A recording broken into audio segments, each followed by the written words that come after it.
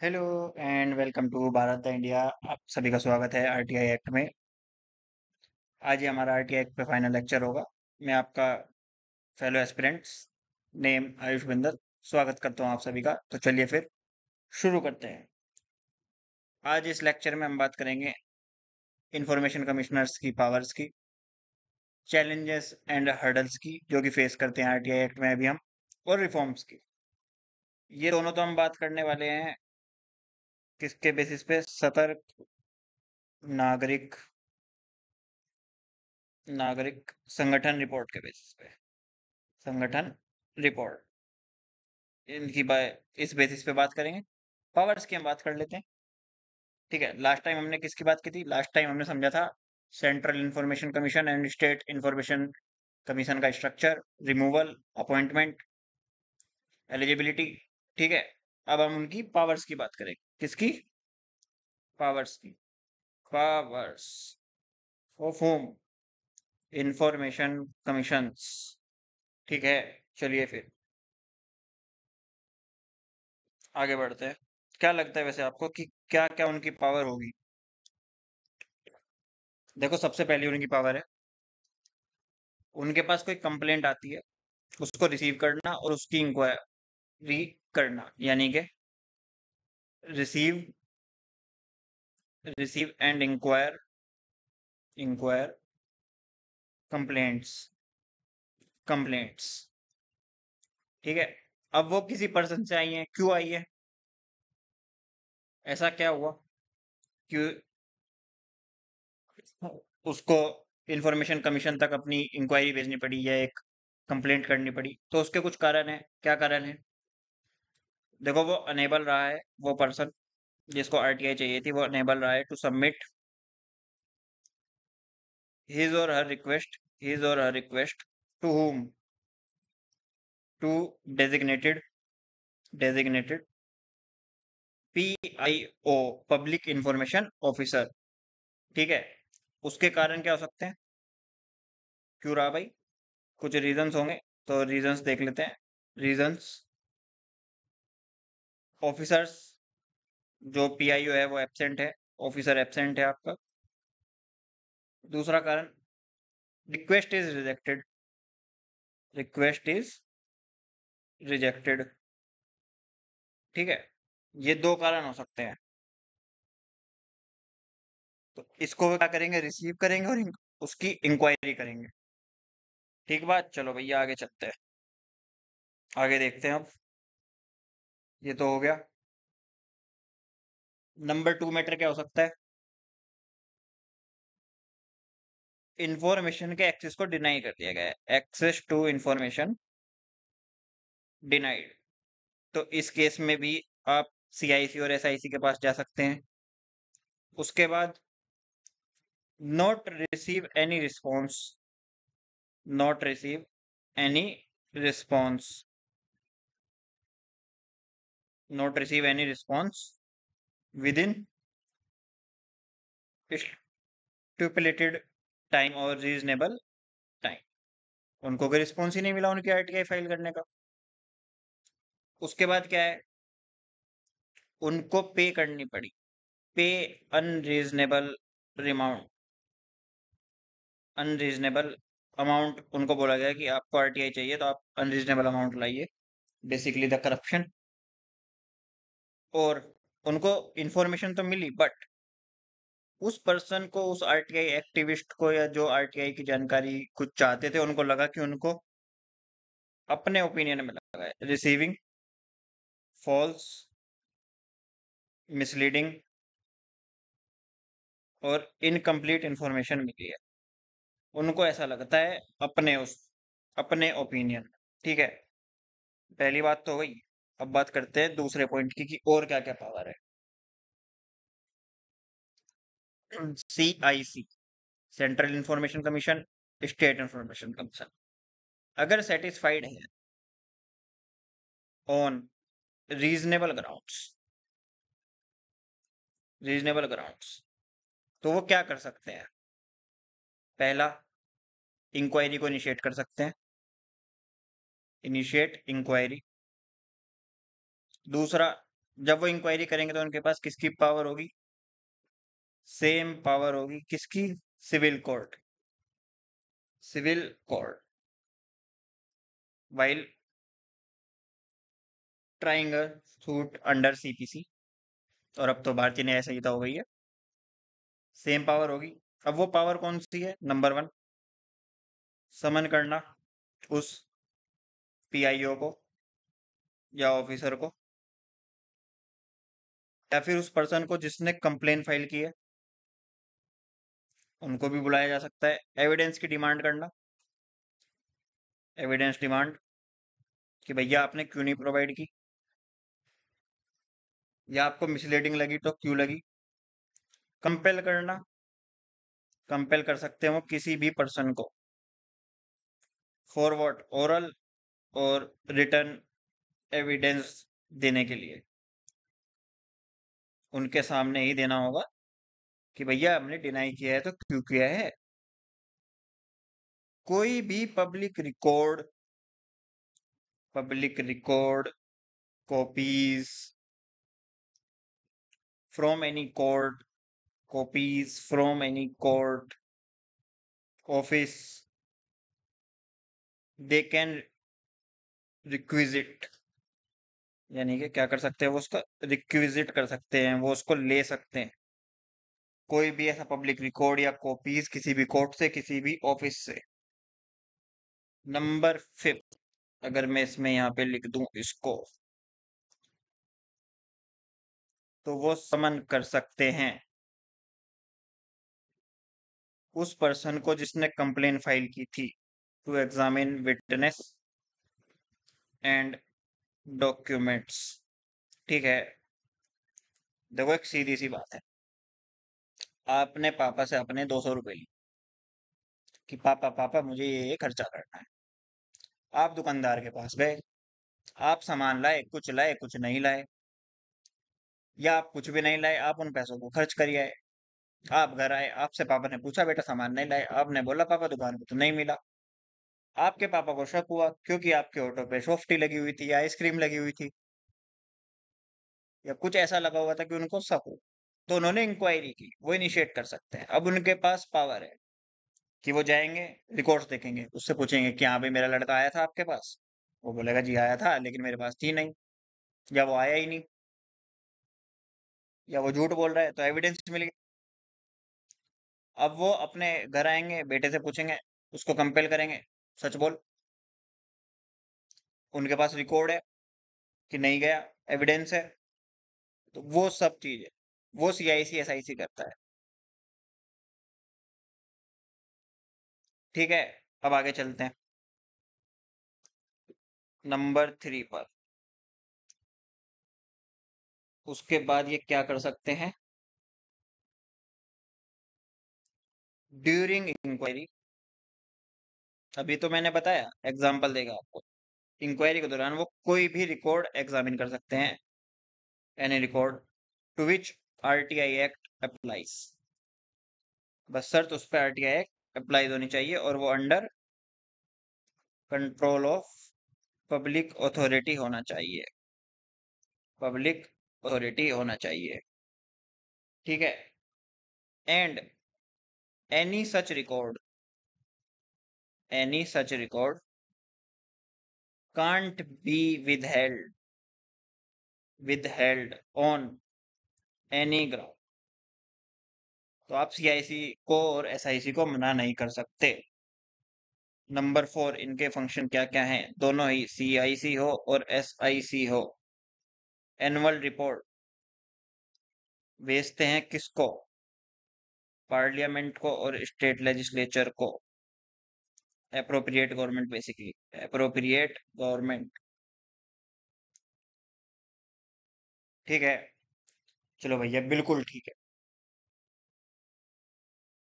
अब बात किसकी करनी थी हमें? हर्डल्स की। हर्डल्स की हम किससे बात करेंगे? सतर्क नागरिक संगठन की रिपोर्ट से, जो कि 2023 और 2024 की ही रिपोर्ट है।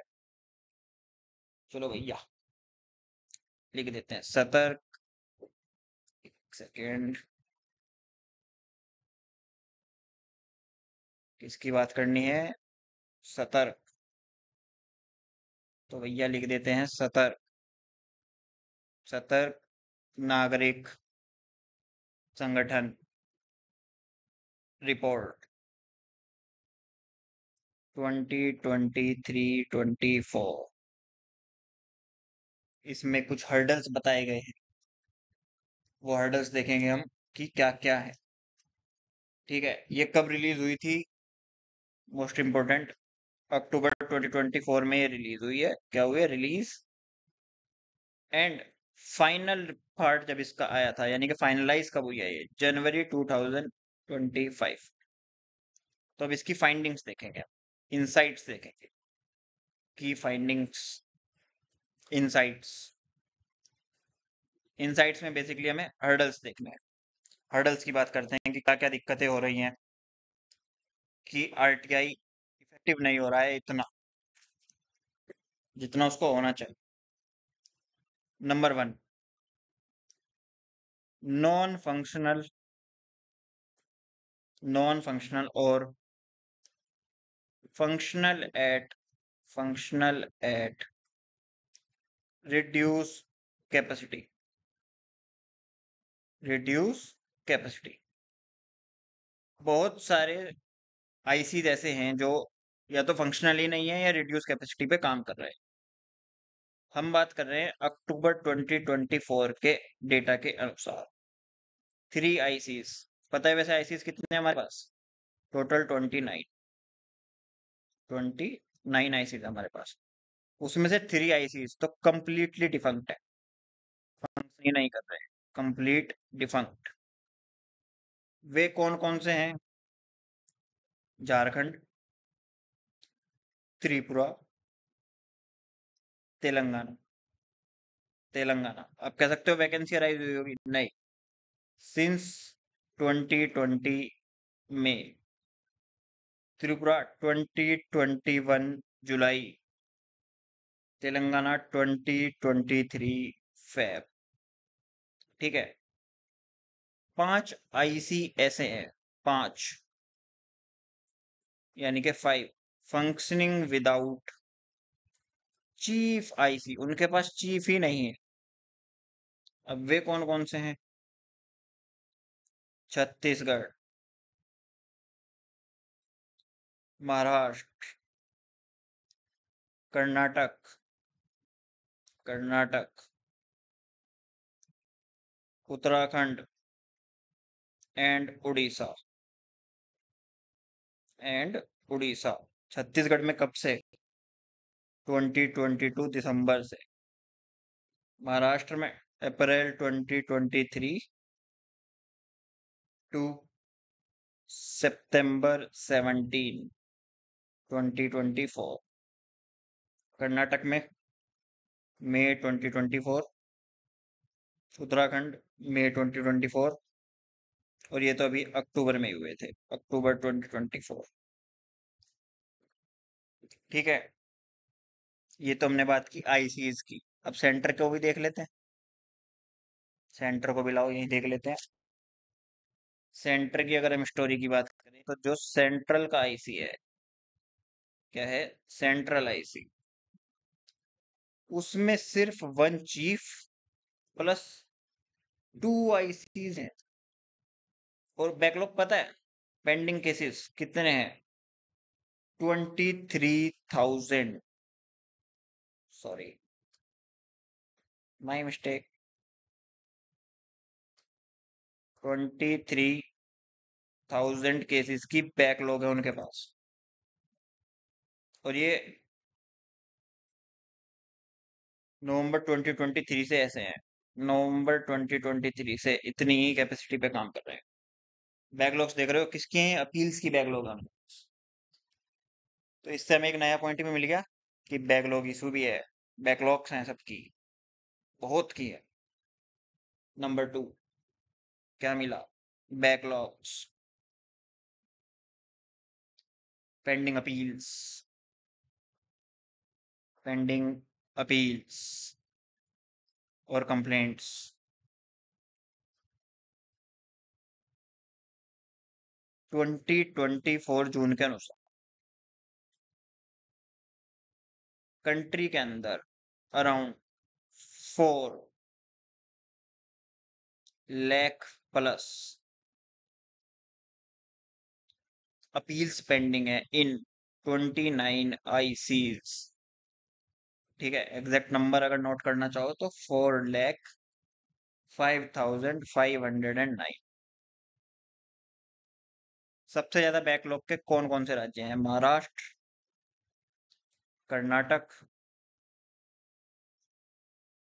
तमिलनाडु एंड छत्तीसगढ़। सबसे ज्यादा महाराष्ट्र में टॉप 4 है, टॉप 4 बैकलॉग्स। ठीक है, एज पर इंक्वायरी और रिपोर्ट और द एनालिसिस 14 आईसीज ऐसे हैं जिनको 1 ईयर और प्लस टाइम चाहिए to dispose a matter. To dispose a matter is single matter और अपील। CIC को कितना चाहिए, यानी कि सेंट्रल को? 1 year and 4 months.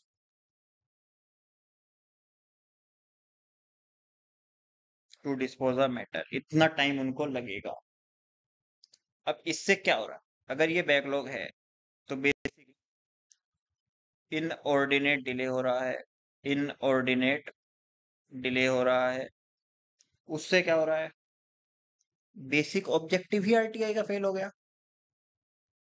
Basic objective of RTI failed. इतनी बैकलॉग्स वायलेट कर रहे हैं उसको।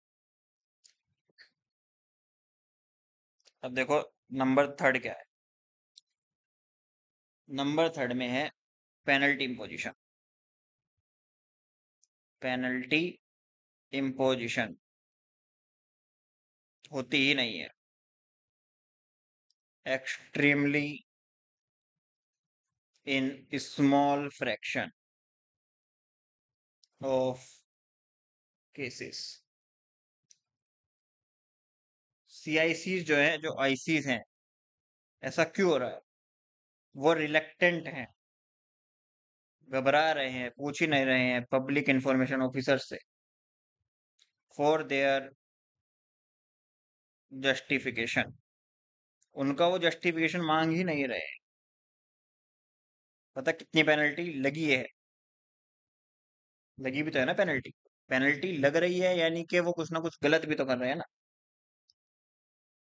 जुलाई 2023 से जुलाई 2024 के बीच में कितनी पेनल्टी लग चुकी है?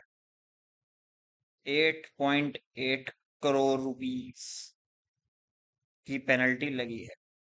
सबसे ज्यादा कहाँ पे? यूपी में +50%, यानी कि मोर देन 50% यहाँ पे है। फिर छत्तीसगढ़, छत्तीसगढ़, फिर कर्नाटक,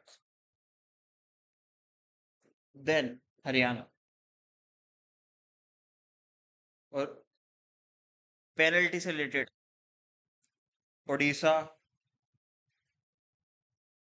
एंड इसने तो इन्फॉर्मेशन ही डिनाई कर दी कि हम नहीं देंगे। इन्फॉर्मेशन डिनाइड, हमारे पास है बट हम नहीं देंगे। सेंट्रल में महाराष्ट्र ने तो बोला है कि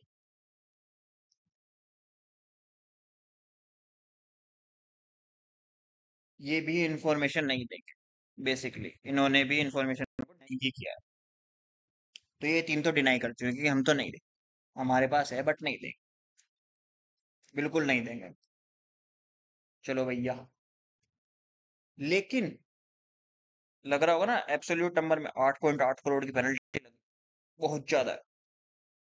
but in 95% of cases where penalty penalty was imposable, imposable, जहां पे पेनल्टी इम्पोजेबल थी वहां पे लगाई ही नहीं है। Not penalise, not penalise. तो ये तो नंबर बहुत बड़ा होता है। अब पिनलाइज नहीं हो रहा, तो इससे क्या होगा? मिसयूज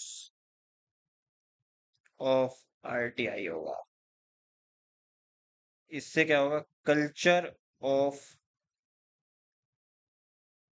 प्यूनिटी आएगा। क्या आएगा? कल्चर ऑफ प्यूनिटी आएगा। प्यूनिटी होती है लॉ को ब्रेक करना, law breaking without attracting punishment और विदाउट पनिशमेंट। लॉ ब्रेक कर दिया बट सजा नहीं मिलेगी। ठीक है, ये होती है प्यूनिटी। अब 3 मुद्दे की हमने बात की।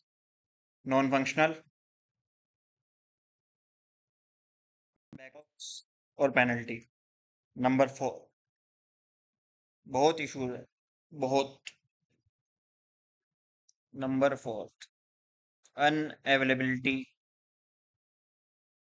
Of annual reports. Annual reports ही नहीं है, अनअवेलेबल है। 18 आउट ऑफ 29, किसकी बात कर रहे हैं हम? आईसीज की, यानी कि 62% नॉट पब्लिश। उन्होंने पब्लिश ही नहीं की अपनी एनुअल रिपोर्ट फॉर 2022-2023। ठीक है, अब देखो अंडर सेक्शन 25 ऑफ आरटीआई क्या कहता है। ये भैया कहता है कि आईसीस ऑब्लाइज है to prepare annual report, to prepare annual report. And इसको ले डाउन करते हैं, वो lay down to parliament and state legislature. ठीक है, लेकिन असेसमेंट तो हमें ये बता रहा है 62% आईसीसी ने तो पब्लिशिंग नहीं करी है 2022-2023 की। और कुछ ने पब्लिश भी की है, मैनी ने पब्लिश भी की है। सम बोल सकते हैं हम, मैनी पब्लिश, मैनी पब्लिश। लेकिन उनके साथ क्या है? Not digitally available, not digitally available. अब वो कौन कौन से हैं? Arunachal, again Kerala, Manipur, Nagaland and Uttarakhand. ठीक है भैया, यूपी की बात करें। यूपी का जो एसआईसी है, उसकी लास्ट रिपोर्ट जो अवेलेबल रिपोर्ट है वो 2021-22 की है। सेंट्रल की, ऑफ सेंट्रल लास्ट रिपोर्ट 2022-23। ठीक है, डेटा में लिखना होगा तो 33% of ICs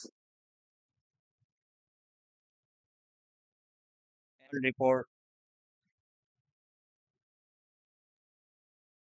not digitally available, not digitally available, यानी कि उनकी ई रिपोर्ट्स ही नहीं है। किसके पास? 30 आईसीज के पास, 33% आईसीज के पास। एक बड़ा मेजर इशू, हमने कल लेक्चर में बात की थी कि वो जो कमिश्नर्स होते हैं वो किस किस बैकग्राउंड से हो सकते हैं। बात की थी ना हमने, वाइडर एक्सपीरियंस होना चाहिए लॉ में, सोशल साइंस में, साइंस में, एमिनेंस होने चाहिए पब्लिक लाइफ में। लेकिन डेटा ये कहता है कि 57% रिटायर्ड गवर्नमेंट सर्वेंट्स। इससे क्या हो रहा है? ये हमें क्या पता? इस समय पता चल रहा है कि हमारे पास वाइडर पर्सपेक्टिव नहीं है, लैकिंग वाइडर पर्सपेक्टिव। हम लैक कर रहे हैं उस चीज, वाइडर पर्सपेक्टिव है ही नहीं हमारे पास। वाइडर यानी कि डाइवर्स, ब्रॉड है ही नहीं। तो इफेक्टिवनेस कैसे लाएंगे आरटी? इससे क्या होगा? इफेक्टिवनेस लूज हो रही है। नंबर 6 में अगर मैं बात करूं, no gender parity. No gender parity कैसे? 9% ऑफ ऑल आईसीज यानी कि information commissioners are women. Till date only 5% were chief IC women, आज तक यानी कि अक्टूबर 2024 तक। और currently on 12 October 2024 no women is chief IC information commissioner in any information commission. और एक फैक्ट और बताऊं, हिस्टोरिकल फैक्ट इसमें फैक्चुअल है, इसलिए बोरिंग लग रहा हो, लेकिन पढ़ना तो पड़ेगा, मेंस में काम आता है। 9 आईसीज ने तो कभी अपॉइंट ही नहीं करे, never appoint women as their information commissioners. अब वे कौन कौन है? बिहार सबसे ऊपर, छत्तीसगढ़, हिमाचल, मणिपुर, उत्तराखंड, सिक्किम, वेस्ट बंगाल, तेलंगाना, एटसेट्रा करके लिख सकते हो आगे। एक वैसे लास्ट टर्म है क्या, मेघालय, तेलंगाना। ठीक है, ये हो गया भाई। वैकेंसीज की भी हमने बात की थी, फंक्शनल की, तो वैकेंसीज भी हैं। ठीक है, 6 इशू हो गए। उसके बाद और भी तो इशू है ना इसमें, जो हर्डल्स का काम कर रहा है।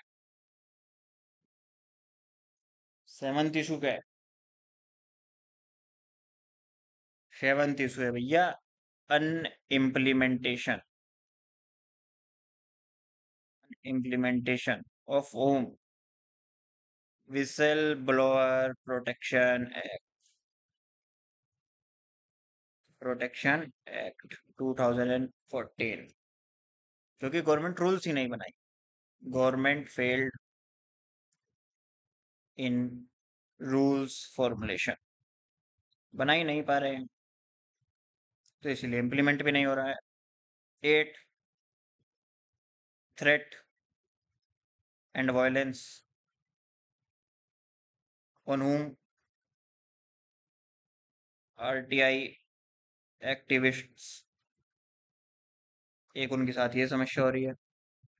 ये तो ट्रांसपेरेंसी इंटरनेशनल, एक ऑर्गेनाइजेशन है इंडिया में, उसने बोला है। क्या बोला है? अप्रोक्सीमेटली 100 पीपल या आरटीआई एक्टिविस्ट हार्म होते हैं, हार्म फॉर यूजिंग आरटीआई। ठीक है, और 1000+ क्या हो रहे हैं? असॉल्ट, असॉल्ट, थ्रेटेंड, लाइफ की धमकी मिल रही है भैया। फेसिंग फॉल्स केसेस, झूठे केसों में उनको फंसाया जा रहा है। ये देखो, 2019 में हमने अमेंड किया था, उससे भी एक चीज आ गई है। हमने अभी कौन सा पॉइंट देखा था? 8th point. अब हम किसकी बात करेंगे? 9th पॉइंट की। 9th point, increase use of exception clause. ये आफ्टर मैथ है 2019 अमेंडमेंट का। देखो क्या हुआ, 2 सेक्शन इन्वोक कर दिए गए, section 81A and section 81B। किसने बोला नेशनल सिक्योरिटी? कि भाई नेशनल सिक्योरिटी का मामला है। किसने बोला भाई कमर्शियल कॉन्फिडेंस का मामला है? Commercial confidence. और दोनों में इंफॉर्मेशन डिनाई कर दी गई। ये आपका 2019 अमेंडमेंट से आया है। 2019 अमेंडमेंट जो आरटीआई में की गई, ये जो रूल्स में की गई। अब इसके चलते इसका एग्जाम्पल भी है। 2023 में पीएम केयर्स फंड का डिटेल्स मांगी गई थी। गवर्नमेंट ऑफ इंडिया ने रिफ्यूज कर दिया कि भैया हम नहीं दे रहे। Government of India refuse. ठीक है भाई, बिल्कुल ठीक है। चलो ये भी हो गया। एक इशू और आया, नंबर 10, जिसकी बात कर लेते हैं। बहुत इशूज है नंबर 10। यहाँ तो हम सभी की बात भी नहीं कर रहे, हम तो बहुत कम की बात कर रहे।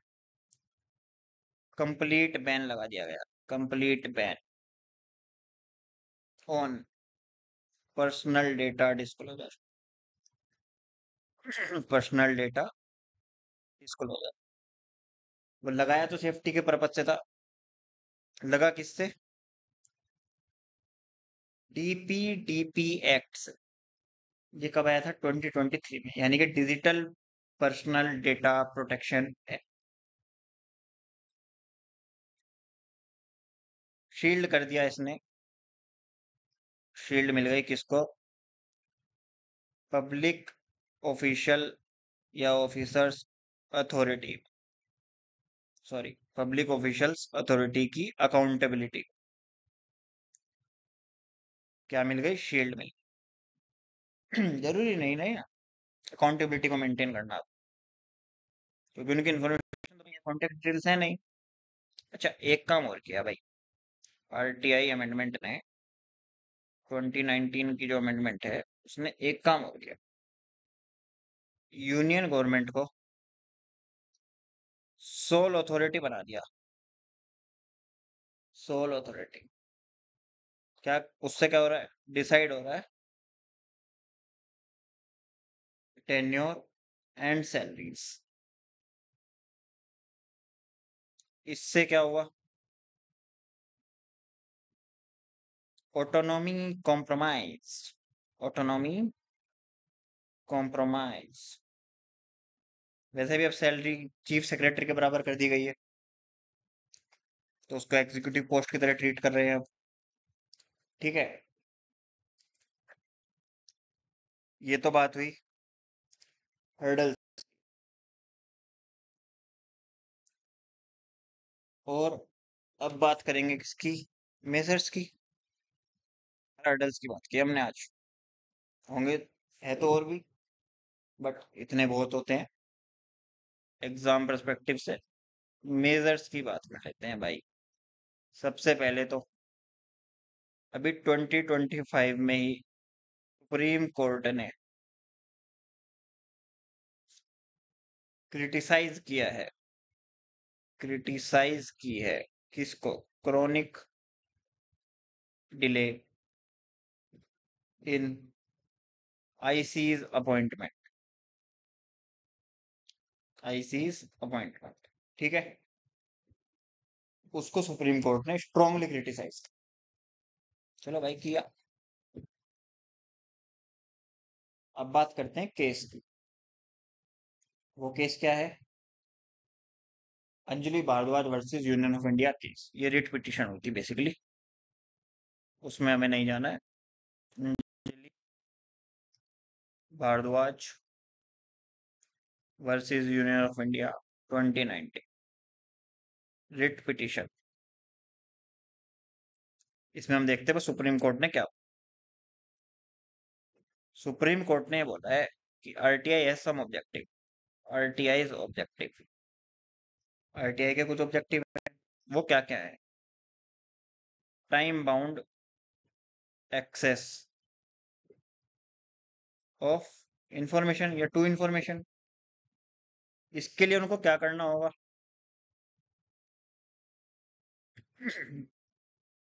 How to ensure it, how to ensure it. तो भाई इसको इंश्योर करने के लिए अपील्स को डिस्पोज कीजिए with in few months of filing. Efficiency बढ़ेगी आपकी, ट्रस्ट बढ़ेगा उससे पब्लिक का। चलो भैया। और सुप्रीम कोर्ट ने इसमें एक बात और बोली थी, अगर बैकलॉग से बचना है या बैकलॉग से निपटना है जो आई भी है, आईसीज को वर्क करना होगा अपनी फुल लेंथ पर, यानी कि 1 chief plus 10 commissioners to deal with और टू सॉल्व द बैकलॉग्स। ठीक है भैया। क्लियर डायरेक्शन थी सुप्रीम कोर्ट की 2019 में, बट अब भी हम वैकेंसीज से आईसीज को जूझते हुए देख रहे हैं स्टिल। अब आप देख सकते हैं कि वैकेंसीज भी इशू है। क्या होना चाहिए? आईसीज बैलेंस बॉडी होनी चाहिए, बैलेंस बॉडी, यानी कि जेंडर पैरिटी हो, डाइवर्स प्रोफेशनल्स हो उसमें एज कमिश्नर्स, यानी कि अलग अलग फील्ड के हों। उससे क्या होगा? वाइडर एंड डाइवर्स पर्सपेक्टिव मिलेगा, डाइवर्स एंड वाइडर पर्सपेक्टिव मिलेगा, और वो एक ब्यूरोक्रेटिक हर्डल में फंस के नहीं रह जाएंगे। और इससे क्या होगा? आरटीआई की इफेक्टिवनेस बढ़ेगी।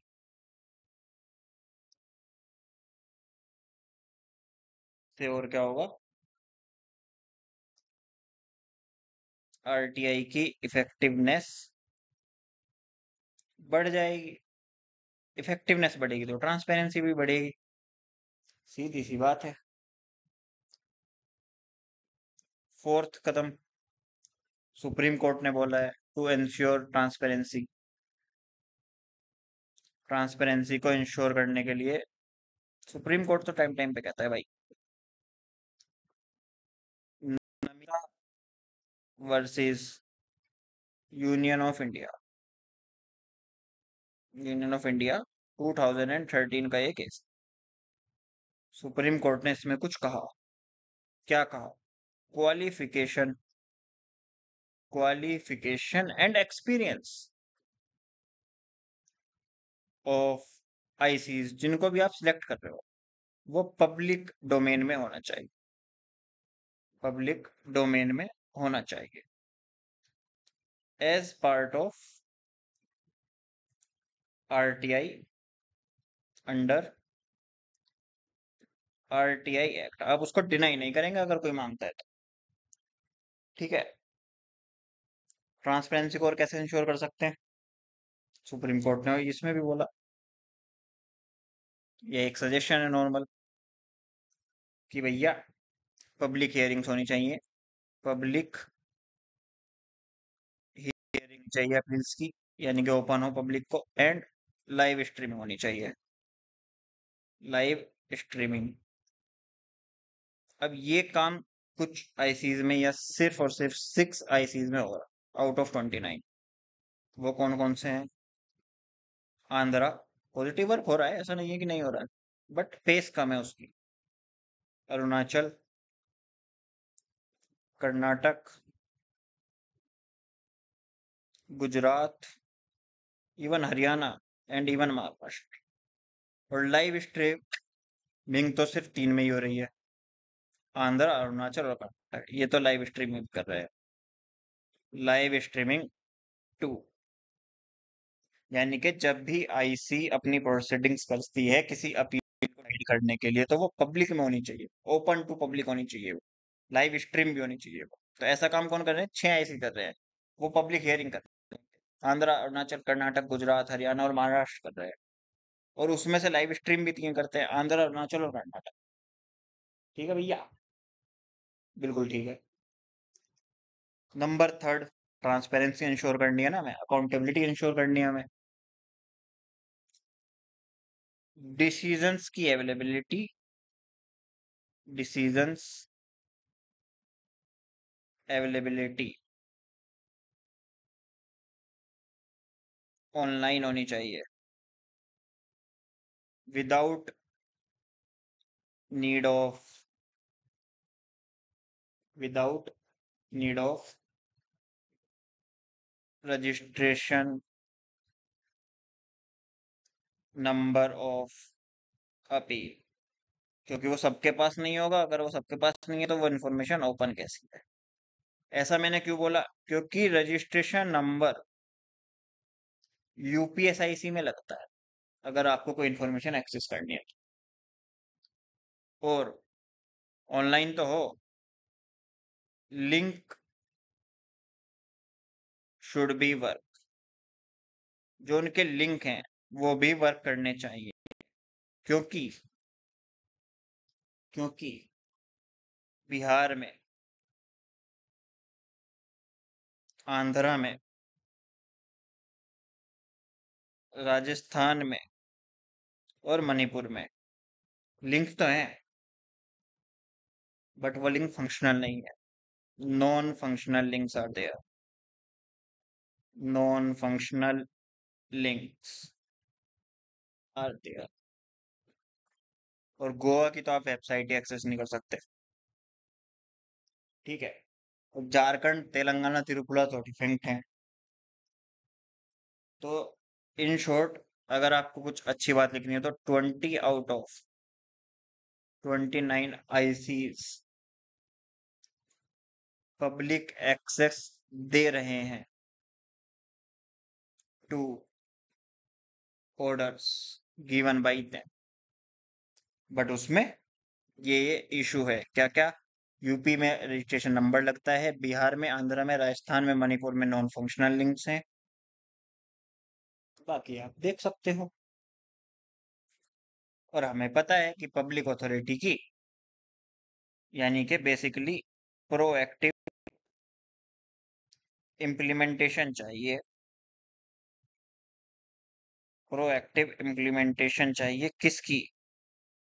अंडर सेक्शन 4 ऑफ आरटीआई, ठीक है। इसकी प्रोएक्टिव इम्प्लीमेंटेशन चाहिए। इसके तहत क्या गया, कहा गया है, ये हमने लास्ट लेक्चर में देखा था कि ईच पब्लिक अथॉरिटी ओब्लाइज है कि वो इंफॉर्मेशन सुओ मोटो प्रोवाइड करेगी at regular intervals via communication including internet, यानी कि obliged, obliged public authority, public authority to give or to disseminate information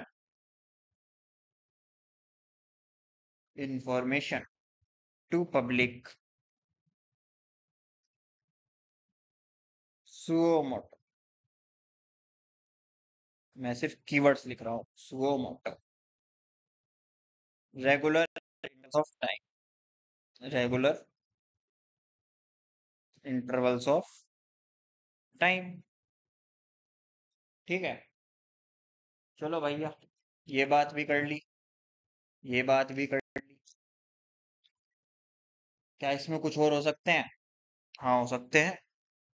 क्यों नहीं हो सकते हैं? ये कौन सा वो देखा था हमने? बस फोर्थ ही देखा है अभी तो। इनको अलग अलग भी बना के लिख सकते हैं। हमने तो एक ब्रॉडर टर्म में लिख दिया है कि अगर पूछे कि ट्रांसपेरेंसी कैसे इंश्योर हो सकती है तो ऐसे हो सकती है भाई। नंबर 5 क्या है? Training and capacity building, training and capacity building of PIOs. Number 6, RTI literacy programmes, RTI literacy programmes, RTI literacy programmes. किस लेवल पे? स्कूल कॉलेज लेवल पे। स्कूल और कॉलेज लेवल पे। School college level for youth, to make youth aware and vigil. ठीक है। Number 7, whistle blower act को enact enact and operationalise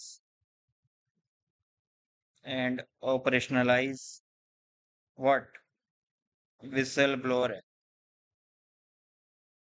whistle blower protection act, whistle blower protection act.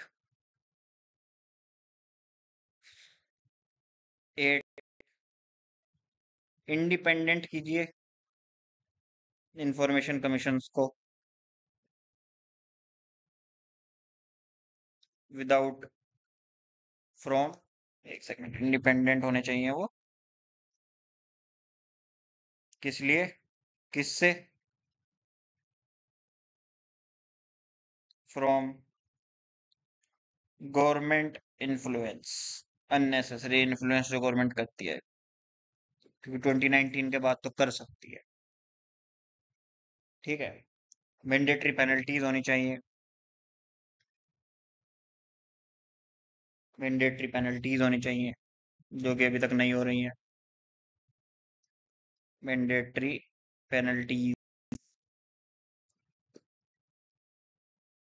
In violation और wilful deny of information कब होनी चाहिए? अगर wilful deny information का without reasonable cause, उसके पीछे कोई रीजनेबल कॉज भी नहीं है और डिनाई कर दे रहे हो, तो yes, there should be penalty. ठीक है। उसके बाद वैकेंसी एड्रेस करना बहुत जरूरी है, यानी कि एड्रेस वैकेंसीज, ऊपर भी बात की थी हमने अंजलि भारद्वाज केस में। नंबर 11, यूनिफाइड होना चाहिए, एनआईसी के द्वारा डिजाइन किया होना चाहिए RTI portal,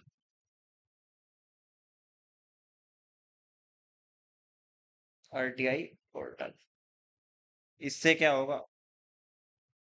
ease of access होगा for citizens to file and to access और to know the status of their RTI. Unified बनाओ ना, स्टेट के लिए और सेंटर के लिए। अभी क्या है, सिलेक्शन कमेटी में कौन कौन है?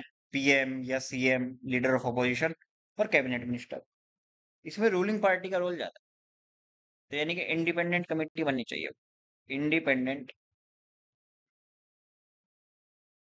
Appointment committee, independent appointment committee कैसे बना सकते हो? सिविल सोसाइटी को ऐड करो, लीगल एक्सपर्ट्स को और अपोजिशन को। अंडी इन्फ्लुएंस नहीं होना चाहिए रूलिंग गवर्नमेंट, जो कि है अभी। और क्या है? गांव गांव पहुंचना है हमें, रिमोट एरियाज में पहुंचना है, तो उसके लिए रिमोट आरटीआई सर्विसेज लगाई जाए using common service centres, common service centres, जन सुविधा केंद्र। इससे बेसिकली एसेसिबिलिटी बढ़ेगी, ट्रांसपेरेंसी भी बढ़ेगी। ठीक है भैया।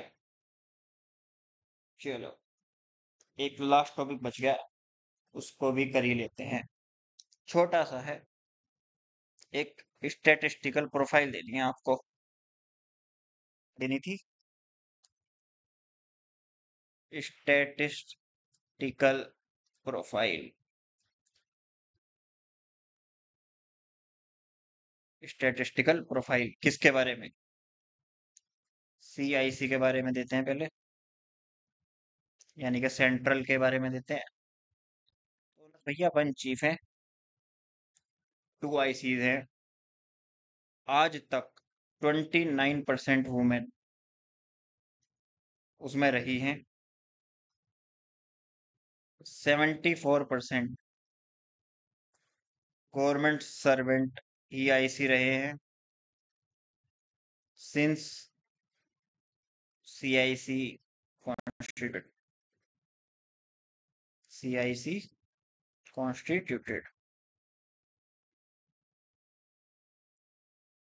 ठीक है। और इनके पास 2022 और 23 की लास्ट अवेलेबल रिपोर्ट है, लास्ट पब्लिश रिपोर्ट है, लास्ट पब्लिश रिपोर्ट है। और 69% इनका सक्सेस रेट है, 69% का सक्सेस रेट।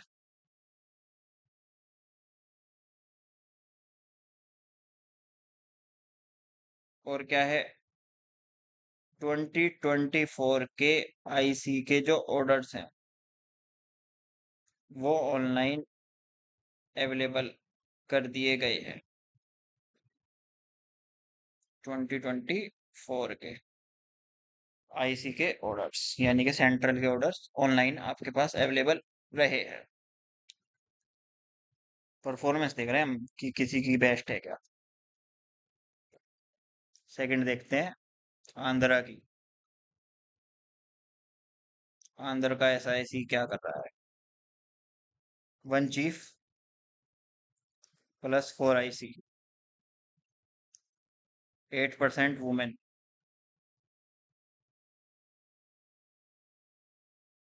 31% गवर्नमेंट सर्वेंट अभी तक, 31% journalist, 15% lawyers, 15% lawyers, 31 journalist, 31 government servant, 15% lawyers.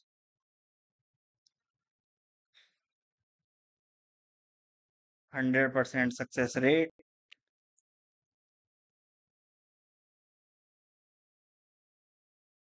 Open to public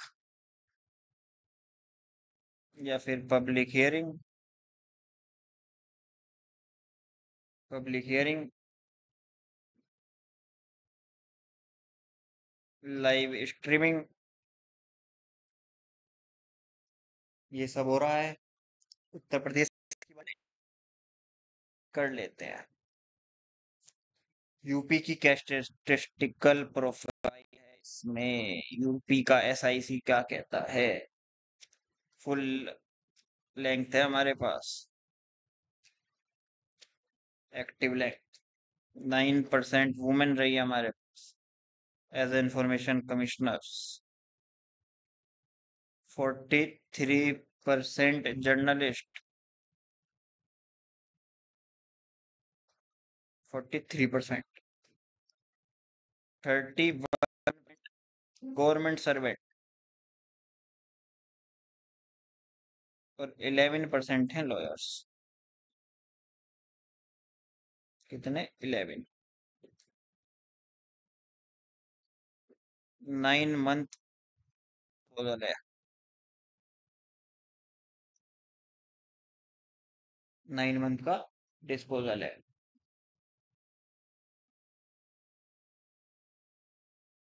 और अगर ट्रांसपेरेंसी पढ़ लें तो भैया 2021 और 22 की रिपोर्ट है, फाइनल रिपोर्ट, एनुअल रिपोर्ट, जो कि मार्केट में है, मतलब ऑनलाइन अवेलेबल है। 81% का सक्सेस रेट,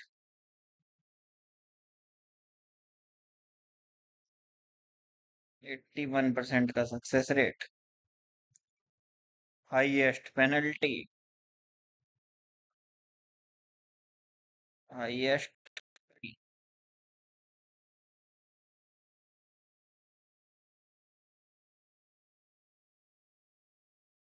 2024 के जो ऑर्डर्स हैं वो नॉट अवेलेबल।